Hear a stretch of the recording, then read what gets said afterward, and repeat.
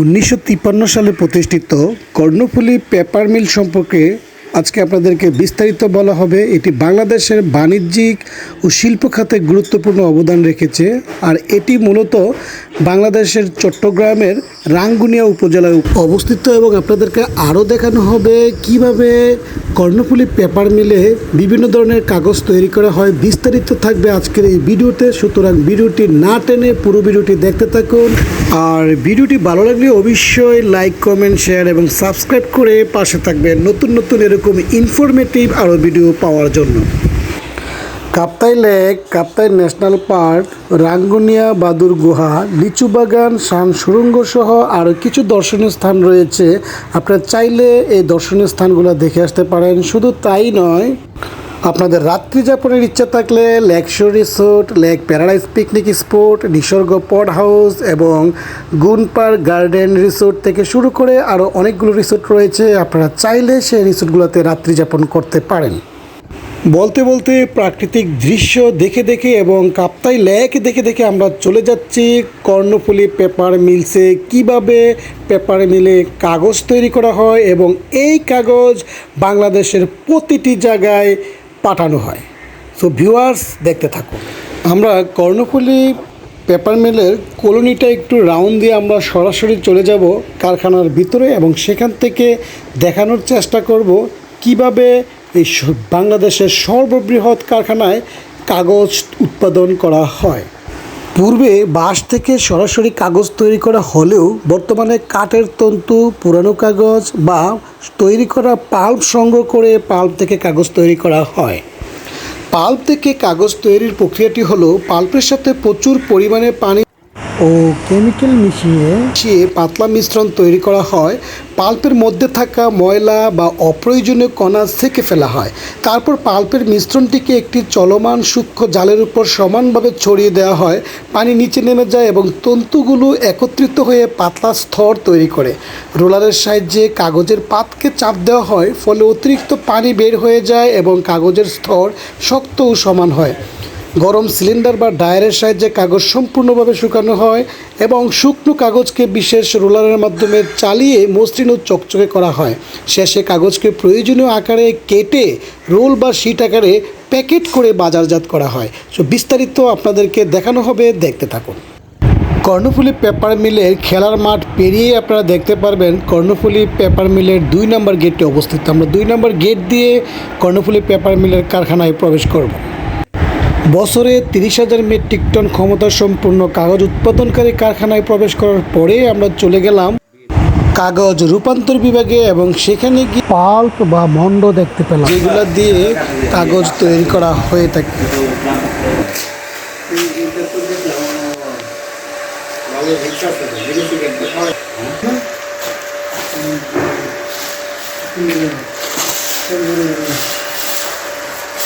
বর্তমানে কাগজের এই মন্ডগুলো দিয়ে বছরে আনুমানিক 10,000 মেট্রিক টনের মতো কাগজ উৎপাদন করা হয়ে থাকে।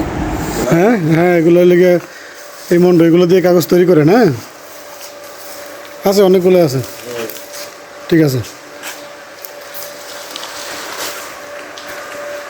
এই রোলার দিয়ে কাগজ থেকে পানি বের করে কাগজের শীট তৈরি করা হয়।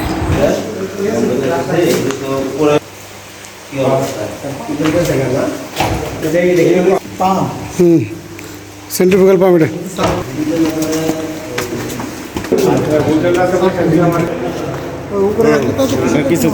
তো আমরা চলে আসলাম মেশিন দিয়ে কাগজগুলি যখন ওই যে মানে মন্ডটা নরম করে মন্ড এখানে এসে পারে, বুঝছেন? মন্ডগুলি এই যে এদিকে ইয়ের মাধ্যমে এখানে পরে এখানে করলে এই যে বেল্টগুলি যত দিয়ে এটা লেয়ার এরকম কাগজের পাতলা লেয়ার হয়ে যায়, ওটা ওদিকে যেতে হিটে পর্যায়ক্রমে এটা আস্তে আস্তে হইয়া শক্ত হয়।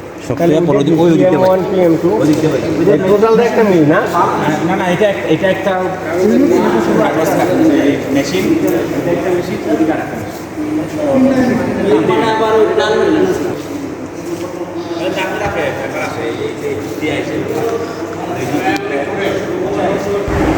পাল্পগুলো ফাইনালি এখানে আসার পরে রোলার দিয়ে ভালো করে চেপে পানিগুলো ফেলে দেওয়া হয়।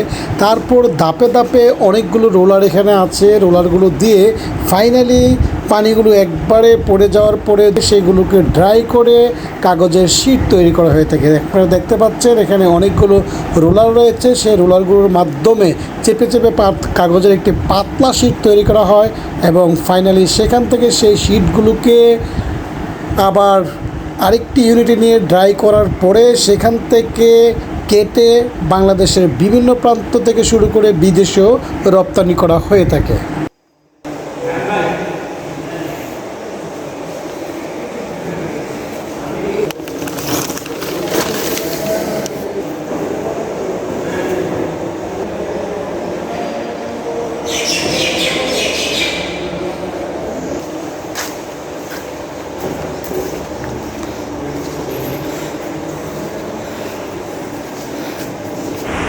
এই কাটার মেশিন দিয়ে প্রয়োজনীয় সাইজে কাগজগুলো কাটা হয়ে থাকে।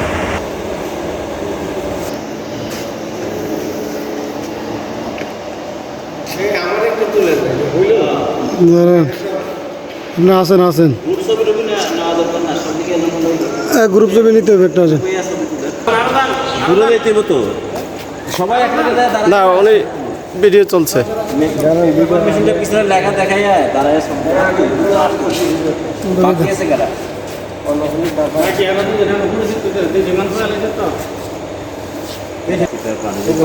কেন গাছটা হয় না? এই ইউনিটে কাগজগুলো গোলে রিল করে রাখা হয়।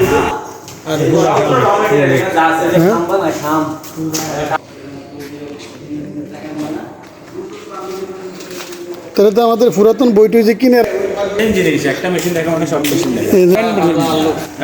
রায়হান ভাই তন্দুরি কি টানে নাকি? হ্যাঁ কি রায়হান ভাই তন্দুরি কি টানে না? ডিমান্ড অনুযায়ী কাগজ যেরকম চায় ওরকম বানায়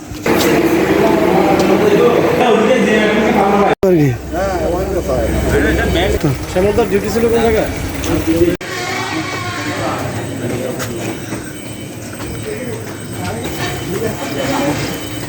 এখানে মোটামুটি 7 জায়গার বি পাওয়া যায়। এই যে বৃষ্টি হয় তখন এখানে দেখা যায় চিপস ওয়াশিং প্ল্যান্টে কাগজ তৈরির জন্য যে চিপস সেটিকে এই ইউনিটে পরিষ্কার করা হতো। এখন আপনাদেরকে ডাইজেস্টার ইউনিটে নিয়ে যাব, যেখানে বাঁশ, কাঠ বা পুরানো কাগজপত্রগুলোকে কেমিক্যাল উচ্চচাপ এবং তাপের সাহায্যে গলিয়ে মণ্ড তৈরি করা হয়। পরবর্তীতে সেটি ওয়াশিং ইউনিটে পাঠানো হয়। এই যে আপনারা দেখতেছেন দুটি ডাইজেস্টার, এখানেই নর্মালি যে পাল্পগুলোকে সংরক্ষণ করে রাখা হয়, পরবর্তী ধাপে পাঠানো হয়। কাঁচামাল হিসেবে বাঁশ এভাবে আনা হয় এবং নির্দিষ্ট সাইজে কেটে ডাইজেস্টারে পাঠানো হয়। আমরা আশেপাশের আরও কয়েকটি ইউনিট ঘুরে দেখব যেগুলো বর্তমানে বন্ধ আছে।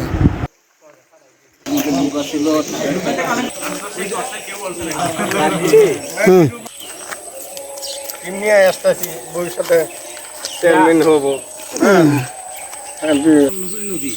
এটা তো করার অবস্থা থাকলে তো করতে এটা একবারে সব ইয়ে গেছে দরকার করা তো আইলে যদি কিছু করে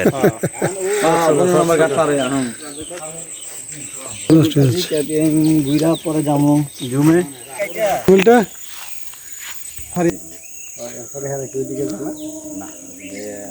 দিয়ে গেলে মানে যদি ওইখানে পরিচিত লোক ছাড়া কেউ যায়, মনে করো তুমি আমি গেলাম পাইলো ধরে নিয়ে যাবো নিয়ে যাওয়ার পরে কর্ণফুলী রিভারের একদম প্রথম প্রান্তেই রয়েছে কাঠের তন্তু প্রস্তুত করার জন্য সমিলটি। সো আমরা সমিলটি একটু ঘুরে দেখব।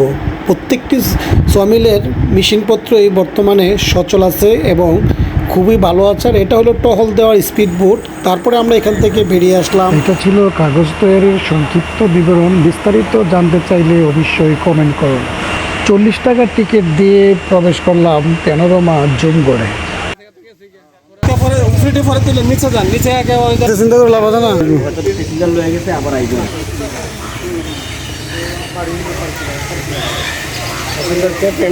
ফ্যামিলি আসেন লাভ ব্লক লাভ ব্লক।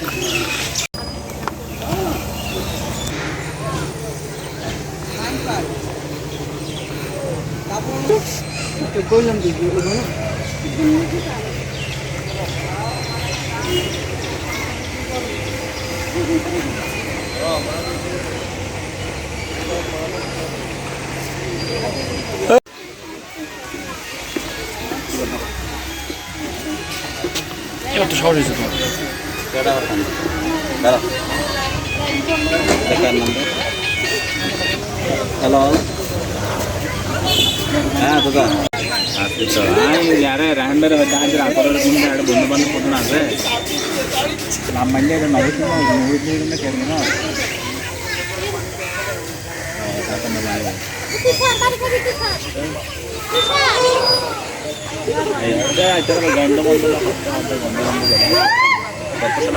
প্যানোরামা জুম করে বিকাল টাইমটা স্পেন্ড করার পরে আমরা চলে আসলাম সরাসরি কেপিএম এর গেস্ট হাউস। ভালো লাগবে না?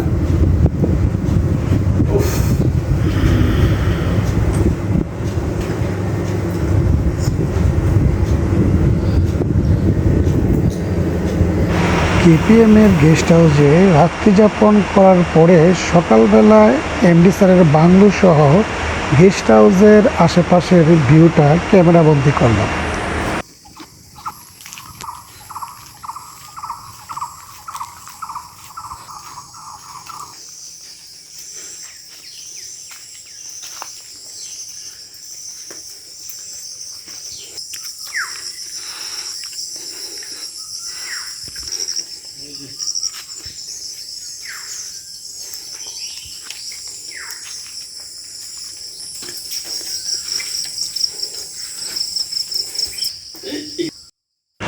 খুবই সুন্দর প্রাকৃতিক পরিবেশে নির্মিত করা হয়েছে এমডি স্যারের বাংলো এবং গেস্ট হাউস।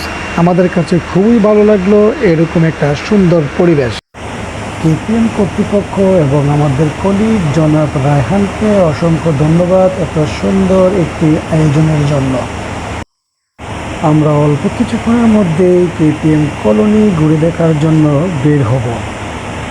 1953 সালে নির্মিত প্রাকৃতিক বনায়নে ঘেরা এই কলোনিটি দেখলে আপনার মন ভরে যাবে। আমরা কিছুক্ষণের মধ্যে চলে যাব কর্ণফুলী ভিউ ক্লাব থেকে, যেখান থেকে আপনারা দেখতে পারবেন কর্ণফুলী ভিউ। দেখছেন আধা ঘন্টা গাইতে সেদিক দিয়ে রাস্তা আছে। আগেই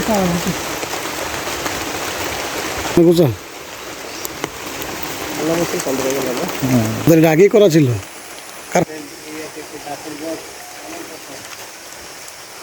এই গাছগুলো তো কাটতে দেওয়া দরকার, সামনে গাছগুলো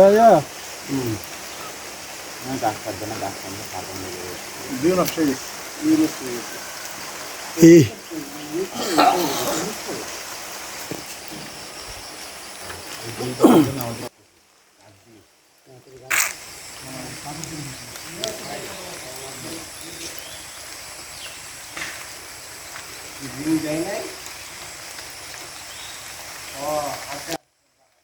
কর্ণফুলী কলোনির ম্যাক্সিমাম অনুষ্ঠানই হয়ে থাকে এই হলটিতে। আপনাদেরকে হলটি ঘুরিয়ে দেখাবো।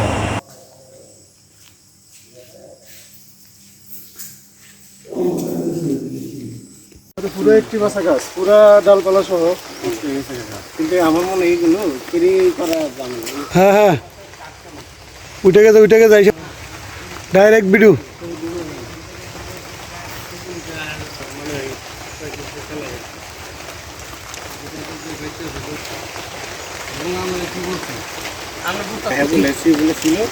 না না এদিকে এদিকে